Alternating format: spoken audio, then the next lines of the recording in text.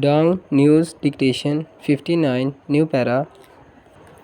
Uzbekistan has accepted an ambassador from Afghanistan's Taliban authorities, Kabul's foreign ministry said on Thursday, a rare diplomatic triumph for the internationally isolated government. Full stop. The ambassador to Tashkent is only the third to be accredited abroad since the Taliban seized power in 2021, joining a pair already recognized in China and the United Arab Emirates. Full stop. The envoy named to Uzbekistan was his who formerly served as a judicial official in southern province and Kabul. Full stop.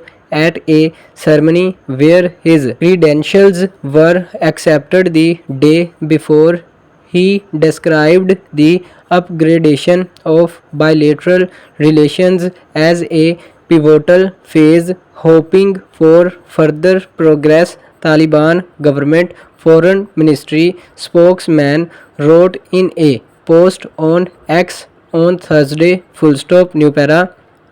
Uzbekistan foreign minister said on the social media site the countries share a common history and interests of prosperity that serve as an impetus for the development of cooperation ties in all areas. Full stop. On the same day, the Afghan Ministry of Mines and Petroleum signed a 10-year agreement with an Uzbekistan company valued at around $1 billion for the exploration and extraction of a natural gas block in northern Afghanistan. Full stop. Since the Taliban ousted the Western backed administration in 2021, no foreign country has yet officially recognized their government. Full stop.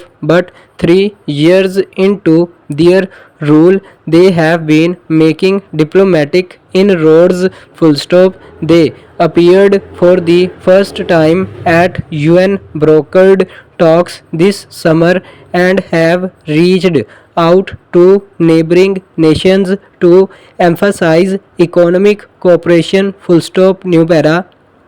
Earlier in August, Uzbekistan Prime Minister became the highest ranking foreign leader to visit Afghanistan since the Taliban's 2021 return to power. Full stop. The $2.5 billion in trade and investment deals signed between the two sides just days after the third anniversary of the collapse of the Afghan Republic illustrated Uzbekistan's growing bilateral relationship with the Taliban government. Full stop. His trip coincided with a visit by Uzbekistan Minister of Investment, Industry and Trade, underscoring the economic angle to Uzbekistan's engagement with the Taliban. Full stop. Alongside